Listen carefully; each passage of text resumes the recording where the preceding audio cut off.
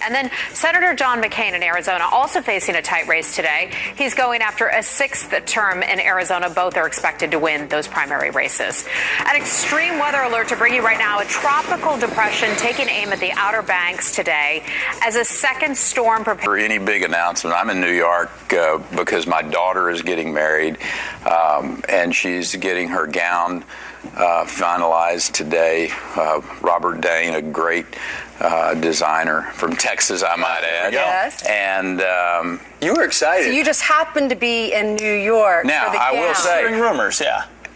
if this rumor does turn out to be true, it would be a great thing to know how to dance at your daughter's wedding. That's true. I think your costume should be a big wall that comes out of the side of you, since you are representing Texas. Governor, we love Geraldo. We loved him on The Apprentice. We didn't love him on Dancing with the Stars. Do you fear that something could go terribly wrong, hypothetically, if you were to enter this? You know, I would say that I would keep my work pretty serious if I were to do that. So anyway, I think it'd be rude for me to say go to a different channel at 9 o'clock Eastern time to find out. Bill today, Hemmer would take a swing. I'm not going to say that. There we go. Well, we're off the air at 9. Yeah, but Hemmer and McCallum. I know. Yeah, that's the problem. All right, so we'll leave it at that. Well, we'll get you to some questions about things you know a lot about, which is politics. And we've got a Fox News alert that a federal judge has ordered the State Department to turn over all of Huma Abedin's related emails before the election. So we've seen that she's the conduit, or has been the conduit, between the Clinton Foundation and Hillary Clinton. A judge is saying, we got to see those emails. What do you make of all that we've seen with her emails and that connection? Well, the seriousness of this is, you having served in the military, the people that we know are individuals that we have heard and we are confident information has flowed out from those email exchanges, costing people their lives. We don't know what else is out there. We don't know what else is in jeopardy, and that's what's very serious about this, is that we know what happened. They had a private server so that they could keep secret their conversations together so that they wouldn't be embarrassed politically or whatever reason. And in doing that, they put Americans and our allies' lives in jeopardy. That's how serious this is. And this isn't small potatoes. This is clearly, I think, a national security issue that the former Secretary of State of America was involved with, knew exactly what they were doing. And I would suggest to you that there are very serious criminal and obviously national security issues at the real root and foundation of this. Maybe that's why the federal judge has said these have to be released before the election. Now, let me read you one of these emails that Citizens United gave exclusively to Fox. Huma Abedin says, those of us in Russia traveling party will be leaving Blackberries on the airplane once we touch down in Moscow tonight. And then another person writes, are they taking them from you? Because your ClintonEmail.com should work. And then she writes, it's for security reasons. I don't want to use that one either. What does that tell you? Well, what are you shaking? Well, it tells us exactly what we know, is that there is sensitive information that could put people's lives in jeopardy, that they casually handled. And listen, we got friends in the military. If they did that, they would have been court-martialed. They have been. I mean, I've talked to young Navy SEALs that were deployed halfway around the world, and they said they left a secret document on a desk for 5 minutes and almost lost their ability to serve this country. That's the seriousness of what we're talking about. And this is the Secretary of State and one of the high-ranking officials, and this relationship with this foundation and the Secretary of State's office is, I mean, this is past troubling. I mean, from my perspective, I think you lose all confidence in an individual who will handle material like that and then stand up in front of us and say, I want to be your president. They say over and over again, this is a job interview, and the debates are a job interview. How's the job interview going? If you want to know how you'll be as president, we could look at how you were as Secretary of State. I understand people wanting their team to win. I understand that. I've competed in this arena before.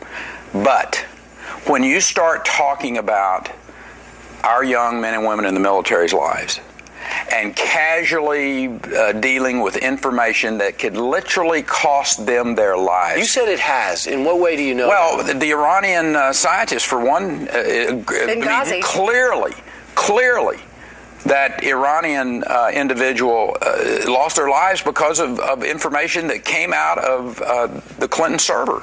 So you have the scientist that allegedly defected, that came back, went to Iran, and was killed when he turned up. They were talking about, and her server could have been hacked, and if people have access to information, sources, and methods, it can get people killed. Yes, sir. And that's clearly what's happened here. Governor Perry, I know that you have praised Donald Trump for his immigration stance. Many people are saying now he's softening on it, but he's still going to build that wall and build it in your state, in Texas. What are your thoughts?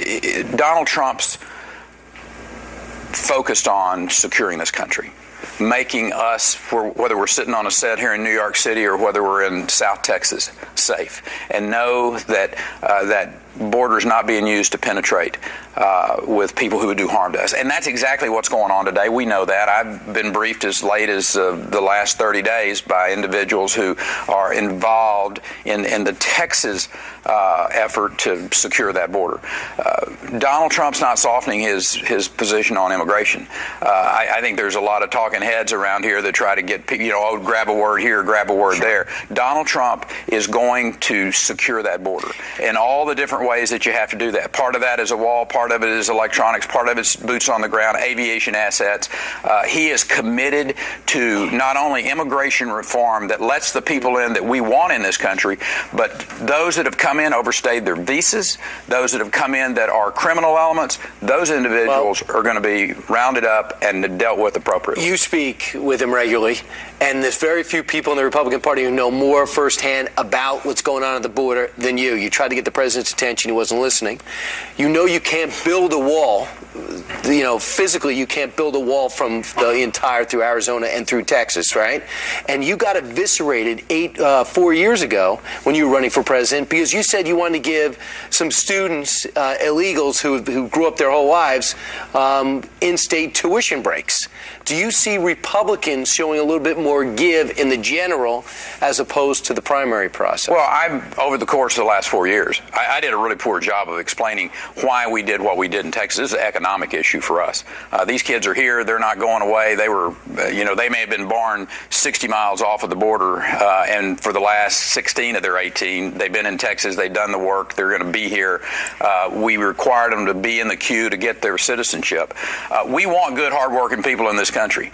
We want to have a relationship with Mexico, but Mexico needs to understand something, that they're going to be our partner. They got to do their part on dealing with the drug cartels, dealing with those individuals who are of bad character, and secure that border. Donald Trump will secure the border. Donald Trump will do the things that's required to make sure that Americans know that they are safe and that border's not being used to be penetrated by individuals who do harm to us. Governor, we've got to get your comment on a story that's going across the nation right now.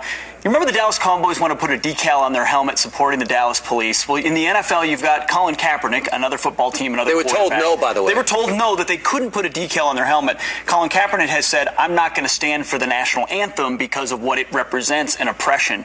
What do you think about his protest that he says he's not even going to stand for the national anthem in week 1, which is the week of 9/11? Well, all of us make decisions in our lives. Kaepernick has made one. I don't agree with it. The reason I wear this blue American flag is because I want to stand up with our men and women of law enforcement. For some reason or other, he doesn't understand that we have laws in this country, and that if there are law enforcement that have done harm to individuals, it's addressed.